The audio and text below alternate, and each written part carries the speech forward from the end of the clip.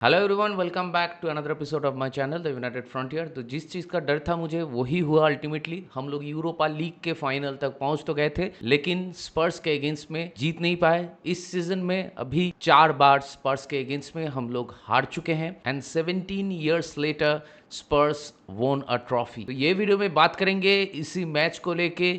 तो बिना टाइम खराब के चले इस वीडियो को शुरू करते हैं। प्रीव्यू वाला वीडियो में जैसा कि मैंने कहा था कि मुझे डर है कि हम लोग शायद स्पर्स के अगेंस्ट में जीत नहीं पाएंगे, तो कुछ उसी तरीके से ही ये मैच पैंड आउट होता है और हम लोग स्पर्स के अगेंस्ट में यूरोपा लीग फाइनल, जो मैच हम लोग के लिए बहुत ही इंपॉर्टेंट मैच था, जो मैच स्पर्स के लिए भी बहुत ही इंपॉर्टेंट मैच था, क्योंकि दोनों ही टीम का इंग्लिश में लीग में अगर ये सीजन आप उठा के देख लो तो बहुत ही खराब रहा है। तो दोनों ही टीम के पास मौका था एट द एंड सीजन में कुछ सेल्वेज करने का, अगले सीजन में चैंपियंस लीग फुटबॉल के लिए क्वालिफाई करने का। तो उसमें स्पर्स हम लोग को मात दे के यूरोपा लीग फाइनल जीत चुके हैं और इसी साल हैरी केन भी अपना फर्स्ट ट्रॉफी जीत चुके हैं और दूसरी तरफ ह्यूमिन सॉन्ग एंड स्पर्स भी अपना पहला ट्रॉफी जीत चुके हैं आफ्टर 17 ईयर्स। कुछ इसी तरीके से इस सीजन में सारे कप फाइनल स्पेंड आउट हो रहा है। जितने भी सारे अंडरडॉग टीम्स हैं, मतलब आज के मैच में मैं तो ये नहीं कहूँगा कि स्पर्स एक अंडरडॉग टीम था, देखा जाए तो दोनों ही टीम अंडरडॉग टीम थे, लेकिन जितने भी सारे टीम्स की लंबा ट्रॉफी ड्रॉट चल रहा था वो सारे टीम्स इस सीजन में ट्रॉफी जीत रहे हैं और आज भी टॉटनहम ये ट्रॉफी जीतने के बाद वो स्ट्रीक बरकरार रहा है। तो as a Manchester United fan obviously I am feeling gutted. As a Manchester United fan I am very very disappointed with my whole team and with the manager. लेकिन एक चीज़ आप लोगों को समझना होगा, जो मैंने मेरे यूरोपा लीग फाइनल की प्रीव्यू वाला वीडियो में भी कहा था कि मैनचेस्टर यूनाइटेड यूरोपा लीग में इस साल जो अच्छा कर रहे हैं, जो अच्छा करते हुए फाइनल तक पहुंचे हैं, उसके पीछे एक बिग रीज़न था ये कि हम लोगों को कोई भी प्रीमियर लीग की टीम को फेस नहीं करना पड़ रहा था यूरोपा लीग की कंपटीशंस में। प्रीमियर लीग की टीम्स के अगेंस्ट में जब भी हम लोग खेलते हैं तो हम लोग स्ट्रगल करते हैं। तो इसी चीज़ का मुझे डर था और वही चीज़ आज के मैच में भी देखने को मिला है कि हम लोग we were struggling in the final, जहाँ पे प्लेयर्स को स्टेप अप करना था, जहाँ पे एवरी इंडिविजुअल को अपना A1 गेम खेलना था, क्योंकि बहुत सारी चीज़ें इस मैच के ऊपर डिपेंडेंट था। लेकिन surprisingly everything everything went wrong in this final, everything went wrong tonight. वो आप रूबेन अमोरिम की टीम सिलेक्शन को कह लो, वो आप रूबेन अमोरिम की सब्सटीट्यूशंस को कह लो, वो आप प्लेयर्स की परफॉर्मेंस को कह लो, वो आप ओवरऑल गेम प्ले को कह लो, कोई भी चीज़ आप उठा के देख लो, एवरीथिंग वेंट रॉन्ग, क्योंकि सामने एक प्रीमियर लीग की टीम खेल रहा था। देखिए, मुझे मालूम है कि it is not an excuse to say कि सामने अगर कोई प्रीमियर लीग की टीम खेलता है तो हम लोग स्ट्रगल करेंगे, लेकिन इस सीज़न में हम लोग स्ट्रगल कर रहे हैं, वही हम लोगों का सत्य है। This is the moment of truth. मतलब आज के मैच को आप उठा के देख लीजिए, इंटायर मैच में जो चीज़ें हम लोग कर रहे थे और जो मैनर में हम लोग गोल कंसीड किए थे, वो भी perfectly summed up our entire season. इस सीजन में हम लोग कुछ इसी तरीके से प्रीमियर लीग में खेल रहे थे कि हम लोग इंटायर मैच में भले ही हम लोग के पास बॉल पोजीशन ज़्यादा था, भले ही हम लोग बिग चांसेस क्रिएट कर रहे थे, भले ही ऑपोजिशन के बॉक्स पे हम लोग की प्लेयर्स की टचेस वगैरह ज़्यादा था, हम लोग ज़्यादा पासेस खेल रहे थे, लेकिन फिर भी we fail to score a single goal. क्योंकि सामने वाली टीम गोल मारने के बाद अगर सीट बैक करते हैं तो हम लोग अक्सर स्ट्रगल करते हैं टू फाइंड अ गोल। आप कोई भी प्रीमियर लीग की गेम को उठा के देख लीजिए, जिस टीम के अगेंस्ट में हम लोग को मैच जीतना चाहिए था, we should have score at least 1 goal, वो सारे मैचेस में हम लोग ऐसे ही स्ट्रगल कर रहे थे और आज के मैच में भी हम लोग कुछ उसी तरीके से स्ट्रगल कर रहे थे। क्योंकि पहली हाफ में भी टॉटनहम एज सच कुछ खास फुटबॉल नहीं खेल रहा था, सेकेंड हाफ में भी टॉटनहम एज सच कुछ खास फुटबॉल नहीं खेल रहा था। एक ही चीज़ टॉटनहम बहुत अच्छी तरीके से कर रहे थे थ्रू आउट द मैच, और वो है डिफेंडिंग। पहले हाफ की अगर मैं बात करूँ तो दोनों ही टीम मतलब कुछ खास फुटबॉल नहीं खेल रहा था। दोनों ही टीम आगे जाते हुए क्वालिटी लैक कर रहे थे और बहुत सारा फाउल्स हो रहा था ये मैच में। मतलब it was a proper scrappy game, और पहले हाफ में टॉटनहम बहुत सारे फाउल्स कर रहे थे। हम लोग कुछ कुछ हाफ चांसेस क्रिएट करने की कोशिश कर रहे थे, लेकिन वी वर टू स्लो और हम लोग सीरियस क्वालिटी लैक कर रहे थे अप फ्रंट। और उसके बाद एक बिग चांस टॉटनहम क्रिएट करते हैं just before the half time, और वहां पे बहुत सारे चीजें continuously went wrong for us, और हम लोग एक स्क्रैपी सा, एक सिली सा, एक पुअर सा गोल कंसीड कर लेते हैं एज यूजुअल, जैसा कि हम लोग प्रीमियर लीग की मैचेस में करते हुए आ रहे हैं। और टॉटनहम के साथ इससे पहले तीनों ही मैच हम लोग हार चुके थे, और तीनों ही मैच में Tottenham scored the first goal of the match, और आज के गेम में भी Tottenham scored the one and only goal. जी हाँ, वो गोल अगर आप देखो तो वो गोल में we should have stop that cross from coming in, वो भी हम लोग नहीं कर पाए। और उसके बाद Harry Maguire miss the opportunity to clear the ball, और उसके बाद both Luke Shaw and Andre Onana did some flat footing defending, और हम लोग एक सिली सा गोल कंसीड कर लिए। मतलब वहां पे आपको दाद देना होगा, क्रेडिट देना होगा जॉनसन को, कि जॉनसन वहां पे ही was there to react fast, और वो वहां पे एक कोशिश करता है गोल मारने की। और लुक शॉ एंड आंद्रे ओनाना दोनों ही फ्लैट फुटिंग डिफेंडिंग कर रहे थे। लुक शॉ को पता ही नहीं था how to stop that ball, और दूसरी तरफ आंद्रे ओनाना का रिएक्शन भी बहुत ही लेट था।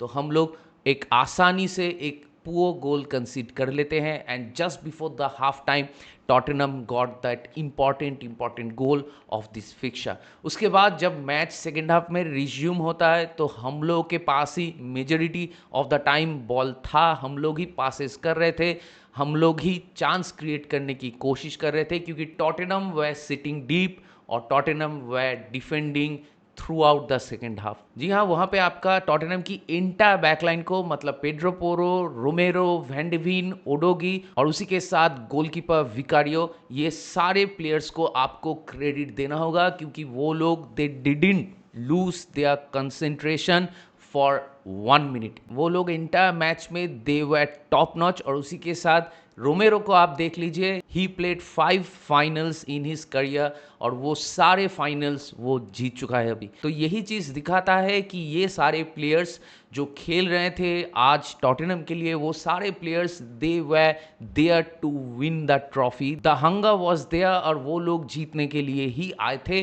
और दूसरी तरफ मैनचेस्टर यूनाइटेड, भले ही हम लोग के पास बॉल पोजीशन बहुत ज़्यादा था, भले ही हम लोग के पास ऑपोजिशन के बॉक्स में टचेस वगैरह बहुत ज़्यादा था, भले ही हम लोग ज़्यादा बिग चांसेस क्रिएट किए थे ये मैच में, लेकिन वी वर टू स्लो। और उसी के साथ स्क्वायर पासेस, साइड पासिंग हम लोग बहुत ज़्यादा कर रहे थे। हम लोग के पास एज सच कुछ गेम प्ले था ही नहीं कि how to break down their defence while they were sitting deep and defending continuously. हम लोग बॉल आगे लेके जा रहे थे, स्क्वायर पासिंग कर रहे थे, हम लोग क्रॉस वगैरह डाल रहे थे और उम्मीद कर रहे थे, वी वर होपिंग कि वहां से कुछ हो जाए।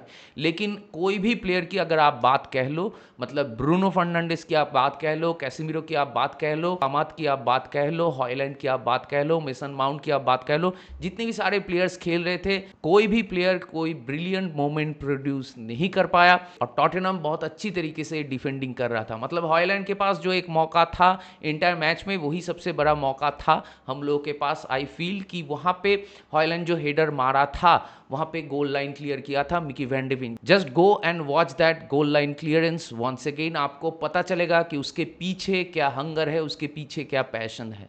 और यही चीज एट द एंड फाइनल में डिसाइडिंग फैक्टर हो जाता है कि कौन सा टीम ट्रॉफी जीतता है, कौन सा टीम ट्रॉफी नहीं जीत पाता। क्योंकि हम लोग के पास कोई प्लान बी नहीं था, हम लोग के पास कोई आइडिया नहीं था how to beat them, how to break down their defence. और यहाँ पे आपको रूबेन अमोरिम को भी क्वेश्चन करना होगा, क्योंकि फाइनल से पहले जितनी भी सारे मैचेस यूरोपा लीग में हम लोग खेल चुके थे, वहां पे हम लोग एक सेट टीम के साथ जा रहे थे, लेकिन आज वो टीम के साथ हम लोग पिच पे नहीं उतरे थे। There was no उगाड़ते।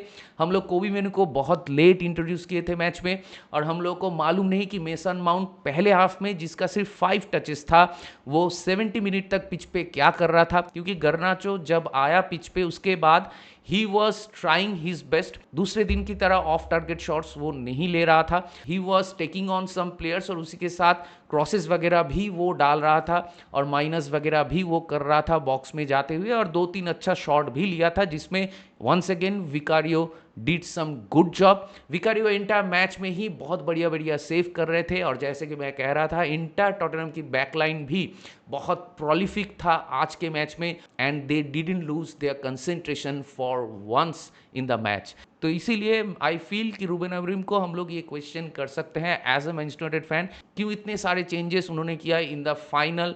क्यों मजरूई को हम लोग as a right wing back खिला रहे थे इंस्टेड ऑफ अमाद। क्यों मेसन माउंट उतना टाइम तक पिच पे था, और गर्नाचो, कोबी मेनू, ये सारे प्लेयर्स को हम लोग क्यों इतना लेट इंट्रोड्यूस किए मैच में।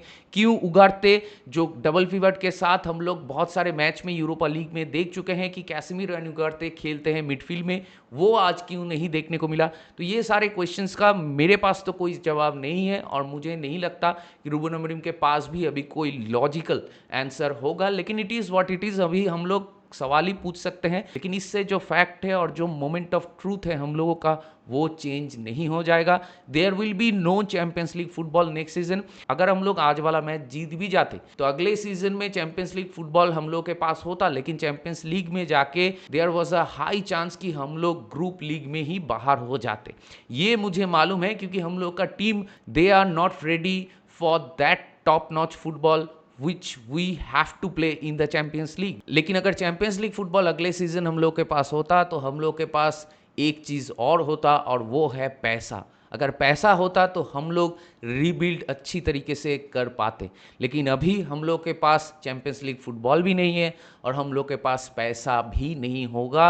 And let me tell you one thing कि रूबेन अमरीम को सैक करके कोई फ़ायदा नहीं। कोई भी मैनेजर को आप लाओ मैनचेस्टर यूनाइटेड पे, लेकिन हम लोग को वो सक्सेस नहीं देखने को मिलेगा, क्योंकि मैनेजर चेंज करना सॉल्यूशन नहीं है। इंटर क्लब की कल्चर को चेंज करना होगा और उसके लिए सही प्लेयर्स रिक्रूट करना होगा। हम लोग को ऐसे प्लेयर्स की ज़रूरत है जो कि चैंपियंस लीग फुटबॉल या फिर पैसों के लिए मैनचेस्टर यूनाइटेड में खेलने के लिए राज़ी ना हो।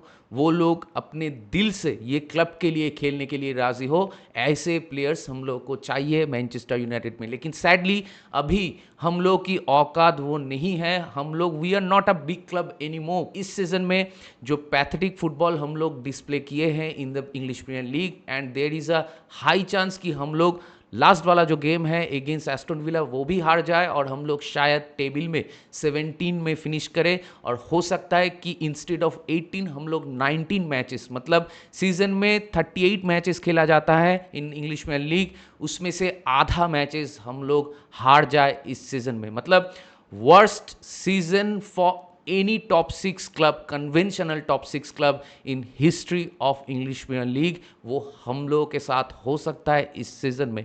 तो ये रियलिटी जो है हम लोग का, ये रियलिटी एक्सेप्ट करने के बाद कौन से टॉप प्लेयर्स, अच्छे प्लेयर्स हम लोगों के लिए खेलने के लिए राज़ी होंगे, वही तो सबसे बड़ा क्वेश्चन मार्क है at this moment of time. जैसा कि रिपोर्ट्स आ रहे हैं कि Matheus Cunha is ready to join Manchester United irrespective of Champions League football या फिर यूरोपियन फुटबॉल नेक्स्ट सीजन। तो ये हम लोगों के लिए अच्छी बात है कि हम लोग की टीम में लेनी यूरो जैसा एक प्लेयर आया है जो कि मैनचेस्टर यूनाइटेड में खेलना चाहता है, और हम लोग के पास अगले सीजन में मैथ्यूस कुनिया जैसा भी एक प्लेयर होगा जो मैनचेस्टर यूनाइटेड के लिए खेलना चाहता है। तो ऐसे प्लेयर्स हम लोग के टीम में और भी ज़्यादा चाहिए, और दूसरी तरफ बहुत सारे प्लेयर से हम लोग को मूव ऑन करना होगा, लेकिन वहाँ पे भी आ जाता है बहुत सारे इफ्स एंड बट्स। वो इसलिए हम लोग अगर प्लेयर्स को नहीं बेच पाते अगले सीजन, तो हम लोग प्लेयर्स खरीद भी नहीं पाएंगे, क्योंकि हम लोग के पास ना चैंपियंस लीग फुटबॉल है, ना हम लोग के पास पैसा है। यही सबसे बड़ा दिक्कत है अभी eight this moment of time in Manchester United, and उसके लिए आप लोगों को एक चीज़ एक्सेप्ट कर लेना होगा कि ये जो रिस्टार्ट, रिबिल्ड एंड रिपीट, ये जो विशियस साइकिल चल रहा है मैनचेस्टर यूनाइटेड में, वो शायद और भी ज़्यादा टाइम तक चले, more than we anticipated as Manchester United fan. तो इसीलिए अपने एक्सपेक्टेशंस जो है वो आपको मैनेज करना होगा अगले सीजन में भी, क्योंकि इस सीजन में 16 या 17 में फिनिश करने के बाद टॉप 6 का जो एक्सपेक्टेशन है from a club like Manchester United, वो किसी भी मैनचेस्टर यूनाइटेड फैंस को नहीं रखना चाहिए। दूसरी तरफ अगले सीजन में अगर top half of the table में हम लोग फिनिश कर पाते हैं, मतलब टॉप 10 या टॉप 8 में, तो वो हम लोग के लिए बहुत बड़ा अचीवमेंट होगा at this point of time, क्योंकि बहुत सारे प्लेयर्स रहेंगे अगले सीजन में भी जिनसे हम लोग मूव ऑन तो करना चाहते हैं, लेकिन शायद मूव ऑन नहीं कर पाएंगे। इसका सबसे बड़ा प्राइम एग्जांपल है आंद्रे ओनाना। आंद्रे ओनाना जैसे एक गोलकीपर को लेके हम लोग यूरोपा लीग की फाइनल तक पहुंच चुके थे। यही एक मैसिव अचीवमेंट है for a club like Manchester United. लेकिन आंद्रे ओनाना को टेक्निकली अगर देखा जाए तो आंद्रे ओनाना को बेच के एक नया नंबर 1 गोलकीपर हम लोग को लाना चाहिए अगले सीजन में। लेकिन आप सोच के देखो कि इस पॉइंट ऑफ टाइम में आंद्रे ओनाना को हम लोग क्या बेच पाएंगे? अगर बेच भी पाते हैं तो कितना पैसा मिलेगा? और अगर एक क्वालिटी गोलकीपर को आंद्रे ओनाना की जगह पे हम लोग लाना चाहते हैं तो वो गोलकीपर क्या मार्केट में अवेलेबल होगा हम लोगों के लिए? या फिर वो गोलकीपर के लिए जो पैसा चाहिए होगा, क्या हम लोग वो पैसा जनरेट कर पाएंगे बाय सेलिंग आंद्रे ओनाना? नहीं कर पाएंगे। This is our reality. तो इसीलिए अगर अगले सीजन में आंद्रे ओनाना रहता है तो आप लोग को ये बात पकड़ के चलना होगा कि Andre ओनाना will again concede some silly goals, will again do some mistakes in some important games, और ये चीज़ बदलेगा नहीं जब तक आंद्रे ओनाना को हम लोग रिप्लेस नहीं कर पाते हैं। तो कुछ उसी तरीके से डियोगो डैलो को भी हम लोग नहीं बेच पाएंगे, डियोगो डैलो भी रहेगा। कुछ उसी तरीके से मुझे लगता है कि लूक शॉ भी रहेगा। तो ये सारे प्लेयर्स जब तक रहेगा क्लब में तब तक फुटबॉल चेंज नहीं होगा, क्योंकि अगर एवरेज प्लेयर्स होंगे टीम में जिनके पास से आप वो कंसिस्टेंसी एक्सपेक्ट नहीं कर सकते हो, जिनके पास से आप वो फिजिकलिटी, वो इंटेंसिटी, वो पेस जो चाहिए होता है इंग्लिश प्रीमियर लीग में, वो एक्सपेक्ट नहीं कर सकते हो, तो वो सारे प्लेयर्स अगर टीम में रहता है तो आप ओवरऑल टीम का जो कलेक्टिव परफॉर्मेंस है वो बेहतर हो जाएगा अगले सीजन में। ये कैसे आप एक्सपेक्ट कर सकते हो? मेरा पॉइंट यही है। तो as a Manchester United fan एक चीज़ तो मैं आप लोगों से डेफिनेटली कह सकता हूँ, गारंटी के साथ कह सकता हूँ, going ahead things will be much more difficult for us. Tough times we have faced in this season and tough times we have to face in the next season as well. मतलब Matheus कुनिया जैसा एक player हम लोग के club में आ रहा है, यही हम लोग के लिए बहुत बड़ी बात है कि ब्रूनो फर्नांडिस के ऊपर से थोड़ा बहुत रिस्पॉन्सिबिलिटी माथेस कुनिया के पास चला जाएगा। लेकिन सामने अगर हॉयलैंड रहता है, सामने अगर गर्नाचो रहता है, सामने अगर आमाद रहता है, सामने अगर जर्गजी रहता है, तो ये सारे यंग प्लेयर से आप वो कंसिस्टेंसी एक्सपेक्ट नहीं कर सकते हो जो कि एक इंग्लिश प्रीमियर लीग की टीम में होना चाहिए, जो कि टॉप 6 के लिए कंटेंशन में रहता है। तो इसीलिए हम लोग अगले साल टॉप 6 के कंटेंशन में नहीं रहेंगे। इसीलिए हम लोग का एक्सपेक्टेशंस अगले साल के लिए अभी से मैनेज करना होगा। और यहाँ पे जो लोग आके बोलेंगे कि रूबेन अमोरिम को सैक कर दो, उन लोगों से मैं यही कहना चाहता हूँ कि रूबेन अमोरिम सैक कर दो, ये बात बोल के कोई फ़ायदा नहीं, मैनेजर्स को बदल के कोई फ़ायदा नहीं। जब तक एक प्रॉपर कंपिटिटिव टीम हम लोग बिल्ड नहीं करते हैं तब तक मैनेजर्स चेंज करके कोई फ़ायदा नहीं होगा। और ये बात फैक्ट है, क्योंकि सर एलेक्स फर्गुसन जब से गए हैं तब से हम लोग बहुत सारे मैनेजर्स चेंज कर चुके हैं, जहाँ पे वर्ल्ड क्लास मैनेजर भी थे, जहाँ पे एवरेज मैनेजर्स भी थे, रिजल्ट कुछ बदला नहीं है। और इस सीज़न में तो सिचुएशन और भी ख़राब है, क्योंकि mid way of the season हम लोग एक मैनेजर चेंज करके एक नया मैनेजर लाए हैं, और वो मैनेजर एक नया सिस्टम इंप्लीमेंट करना चाहता है, और जो सिस्टम में विंग प्ले बहुत ज़्यादा मैटर करता है, और हम लोग के पास वो क्वालिटी के प्लेयर्स है ही नहीं जो कि वो विंग प्ले में हेल्प कर सके हम लोगों को। तो यही सिस्टम इंप्लीमेंट करके अगले साल अच्छा फुटबॉल खेलना हम लोग के लिए और भी ज़्यादा चैलेंजिंग हो सकता है, क्योंकि हम लोग के पास अगर मैनेजर के पास वो टूल्स ही नहीं रहेगा to make some changes in the game, तो मैनेजर कैसे गेम को चेंज करेगा? तो सीधी सी बात है, being a Manchester United fan in recent years it not easy, and specially in this season it was very hard to be a Manchester United fan.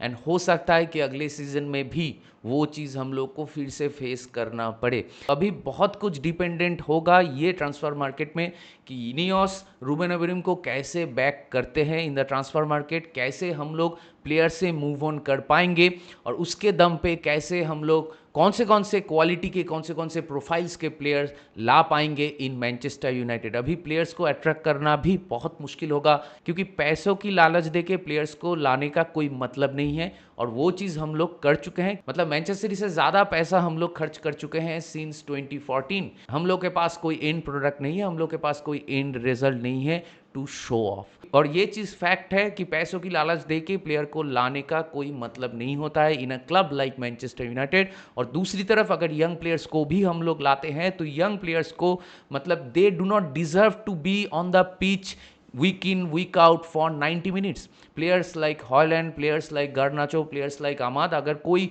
Top team में होता तो वो लोग ऑफ द बेंच आते, match में 15-20 minute खेलते और अपना A1 गेम खेल के चले जाते। लेकिन हम लोग के टीम में कोई प्लेयर्स है ही नहीं, तो हम लोग को यही यंगस्टर्स को खिलाना पड़ता है वीक इन वीक आउट। और उसके ऊपर अलग से इन सारे प्लेयर्स में बहुत ज़्यादा प्रेशर भी रहता है due to expectations of the fans और due to their price tags. तो इसीलिए परफॉर्म करना और भी ज़्यादा मुश्किल होता जा रहा है उन लोगों के लिए, और उनका कॉन्फिडेंस भी डाउन होता है इसके चक्कर पे, क्योंकि as a whole as a collective हम लोग का इंटायर टीम का जो परफॉर्मेंस है इंटायर सीजन में वो ही शैम्बॉलिक रहा है। तो ऑब्वियसली प्लेयर्स का जो कॉन्फिडेंस है वो डाउन ही होगा। तो इसीलिए बहुत सारे इश्यूज हैं अभी मैनचेस्टर यूनाइटेड में, and there will be no European football next season for the second time in past 25 years. मतलब लास्ट टाइम ऐसा हुआ था 2014-15 वाला सीजन में, उसके बाद अगले सीजन में there will be no European football. इतने सारे नेगेटिविटीज के अंदर भी अगर आपको कोई पॉजिटिव चीज चुनना है तो आप कह सकते हो कि अगले सीजन में we have to focus in a single tournament, और वो होगा आपका इंग्लिश में लीग, क्योंकि हम लोग के पास ना तो वो क्वालिटी की प्लेयर्स हैं और ना ही हम लोग के पास वो स्क्वाड डेप्थ है कि हम लोग एवरी कंपटीशन में compete कर पाए। हम लोग को कम मैचेस खेलना होगा अगले सीजन में, तो हम लोग इंग्लिश में लीग में ज़्यादा फोकस कर सकते हैं। लेकिन एट द एंड सब कुछ एक ही चीज़ पे डिपेंडेंट होगा कि how many players we are selling in the summer and how many players we are buying in the summer. और उसी के साथ जितने भी सारे प्लेयर्स को हम लोग खरीदेंगे they have to be the perfect fit for Ruben Amorim system. मतलब सही प्रोफाइल की